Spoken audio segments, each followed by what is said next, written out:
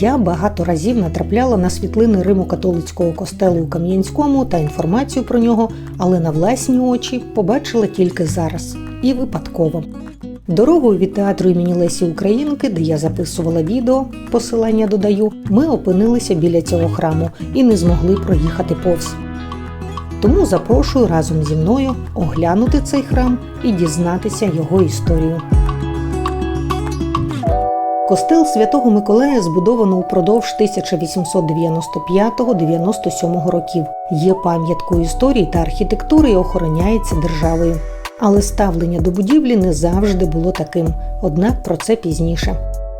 Стенди біля храму розповідають про різні етапи його історії.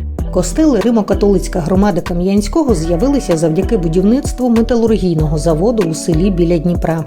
Обладнання сталеливарного підприємства разом із робітниками і службовцями привезли аж із-під Варшави. Так, 1888 року почала утворюватися католицька громада Кам'янського. Вона розросталася і з часом орендований молитовний будинок став затісним для місцевих католиків. Тому за ініціативи директора-розпорядника Дніпровського заводу Ігнатія Ясюковича за проєктом архітектора Хорманського у Кам'янському звели костел Святого Миколая, що міг умістити до 500 парафіян. На початок Першої світової війни у Кам'янському, як зазначено на стенді, мешкало біля 7 тисяч католиків. Після років революції та визвольних змагань, голоду і масової еміграції у костелу залишилося 427 парафіян. А 12 грудня 1929 року на підставі інструкції НКВС костел було закрито.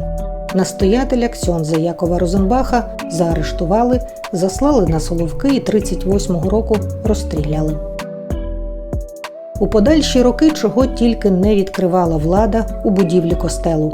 Тут почергово розміщувалися польський клуб, збірний пункт військкомату, під час гітлерівської окупації конюшня німецької понтонної частини, після звільнення від нацистів, призовний пункт військкомату, філія університету марксизму-ленінізму, планетарій, морська школа добровільного товариства сприяння армії, авіації та флоту, майстерні художнього фонду, склад фірми меблі, кооперативи, спортивно-технічні секції.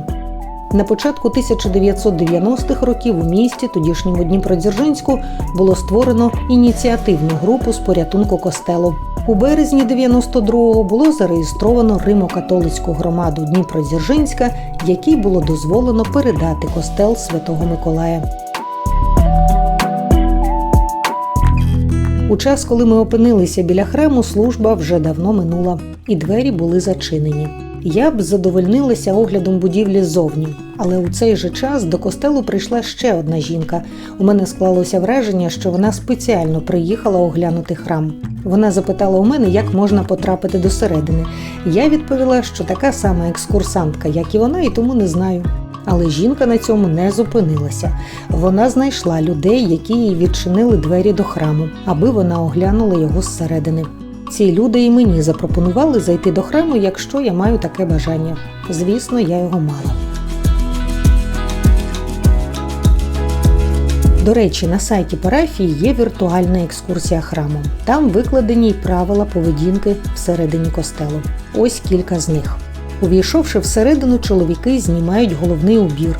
Жінкам дозволяється заходити без хустки на голові, в брюках та у критичні дні. Будь ласка, вимкніть мобільні телефони, аби не заважати під час молитви.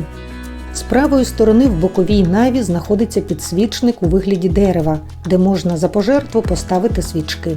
У католицьких храмах свічки за упокій та за здоров'я ставляться на одному підсвічнику. Праворуч від дерева зі свічками знаходиться стародавній образ Божої Матері, який нещодавно був повернутий до костелу. Також у храмі є статуї святих Антонія, Миколая, Варвари та Казимира, до яких можна підійти ближче та роздивитися, але не під час богослужіння. Якщо ви вирішили залишитися на святу месу, оберіть зручне для вас місце та приєднуйтеся до спільної молитви. Під час богослужіння ви можете повторювати всі жести, преклоніння колін та інше разом з присутніми парафіянами. Більше 20 років тому я була на богослужінні у Римо-католицькому костелі Мукачева. Воно йшло угорською мовою, я нічого не розуміла, але мене тоді приємно вразила привітність доброзичливість до нових людей, служителів церкви і парафіян. Я не завжди це зустрічала у православних церквах. На пам'ять про відвідини Кам'янського костелу Святого Миколая я купила свічку у вигляді Пасхи, адже вона вже скоро.